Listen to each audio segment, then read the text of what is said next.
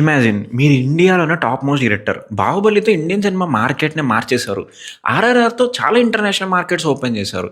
ఇప్పుడు మీ కెరియర్‌లోనే ఇంతకు ముందు ట్రై చేయని ఒక కొత్త జానర్, కొత్త స్టోరీతో వరల్డ్ మార్కెట్ మొత్తం క్యాప్చర్ చేయడానికి ట్రై చేస్తున్నారు. కట్ చేస్తే మీరు మీ సినిమా గురించి చెప్తుంటే జనాలు లేసి వెళ్ళిపోతున్నారు.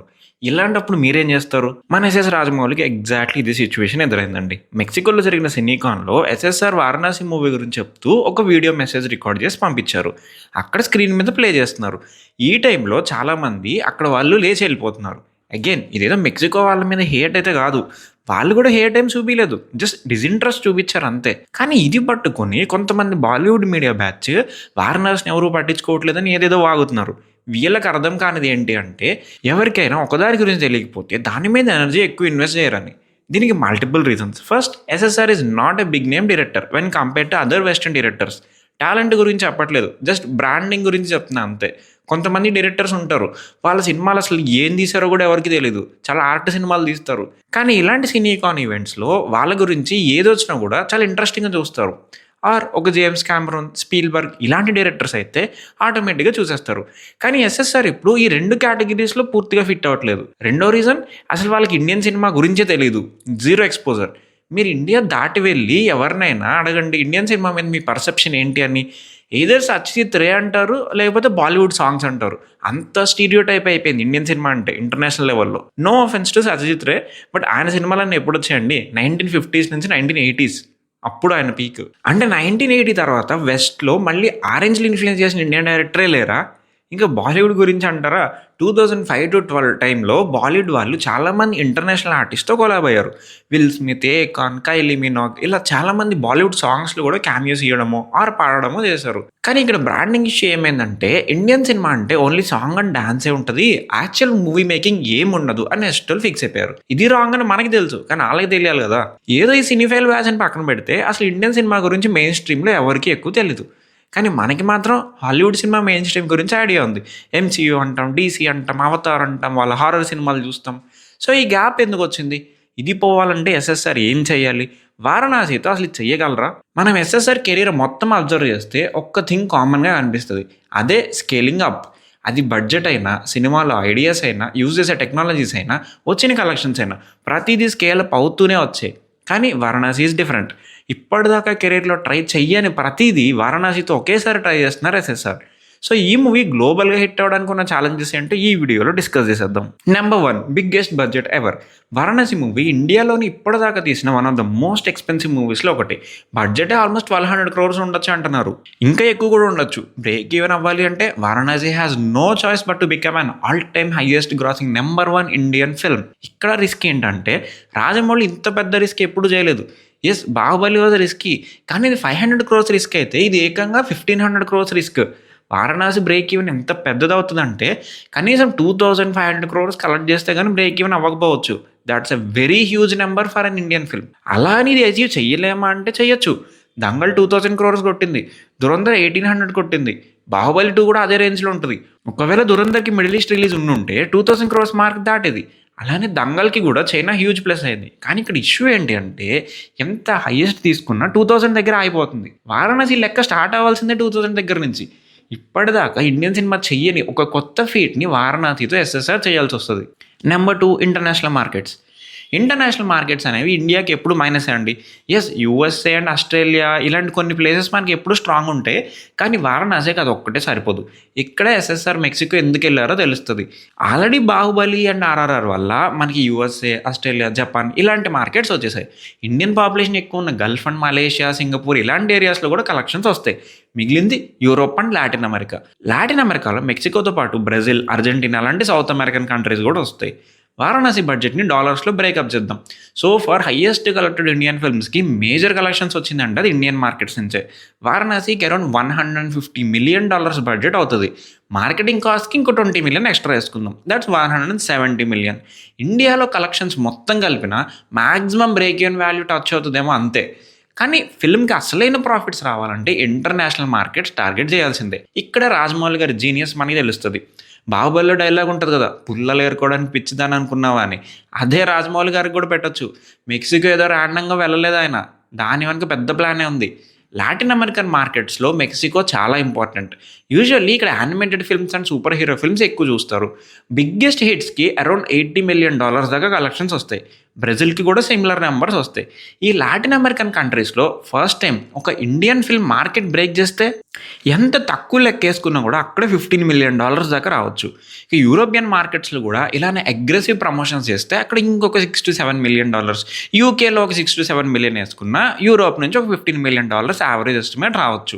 ఇంకా మిడిల్ ఈస్ట్లో బ్యాన్లు, వార్లు ఇలాంటివి లేకపోతే ఇక్కడ నుంచి ఒక 15 to 20 మిలియన్ దాకా రావచ్చు. జపాన్లో ఒక 20 మిలియన్ దాకా రావచ్చు. ఇంకా యూఎస్ఏలో ఎలానో మనకు స్ట్రాంగ్ మార్కెట్ కాబట్టి 25 to 30 మిలియన్ దాకా వస్తుంది. టాప్ 5 ఫారెన్ మార్కెట్స్ ఇలా క్యాప్చర్ చేయడానికి చూస్తున్నారు.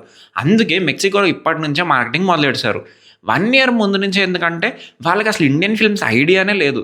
So Varanasi is trying to break the market there. ఇలా ఈ మార్కెట్స్ అన్ని క్యాప్చర్ చేస్తే around 100 to 150 million extra collections అయితే రావచ్చు మినిమం. బాహుబలి 2కి ఇంటర్నేషనల్గా అన్ని కంట్రీస్ కలుపుకొని అరౌండ్ 220 మిలియన్ దాకా వచ్చాయి.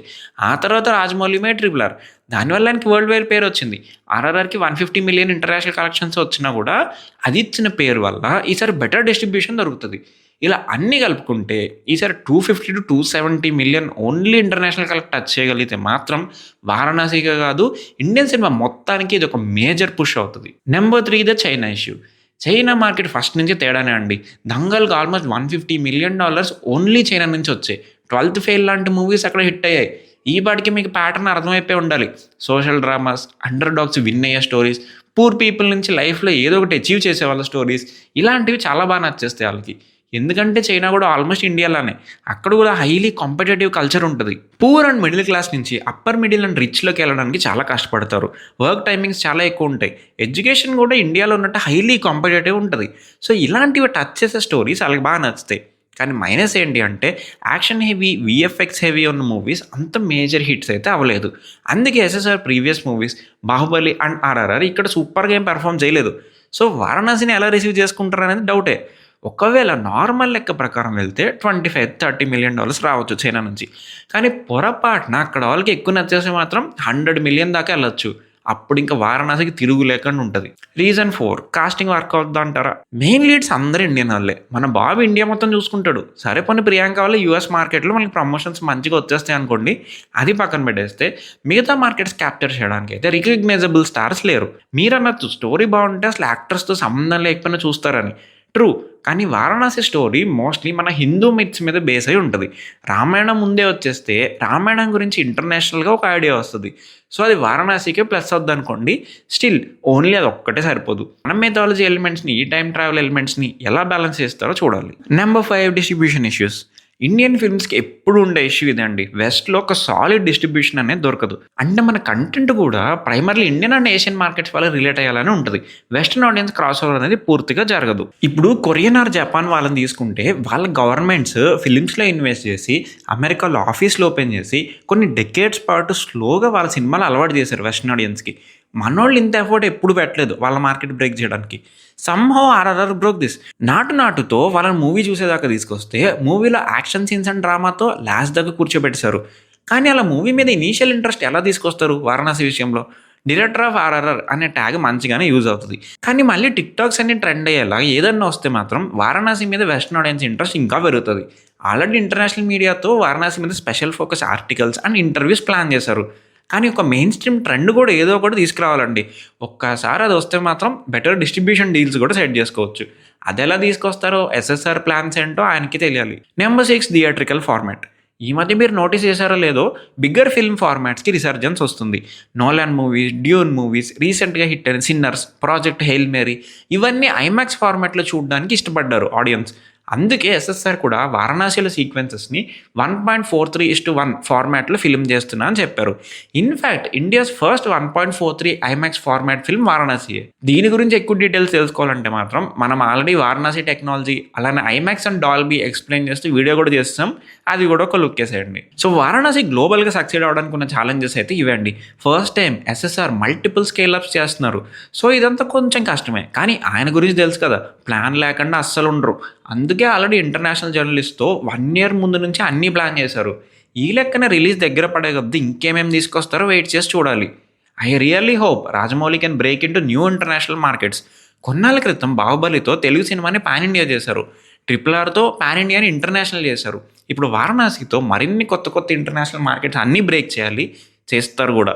దీనివల్ల 'వారణాసికే' కాదు మన ఇండియన్ సినిమా మొత్తానికే ఇంకొక కొత్త అప్‌గ్రేడ్ దొరికినట్టు అవుతది. ఏమో మేబీ ఇదే వర్క్ అయితే మనం హాలీవుడ్ సినిమాల గురించి చెప్పుకుంటున్నట్టు వాళ్ళు గూడా మన సినిమాల గురించి చెప్పుకునే రోజొస్తదేమో. So that's it for the video guys.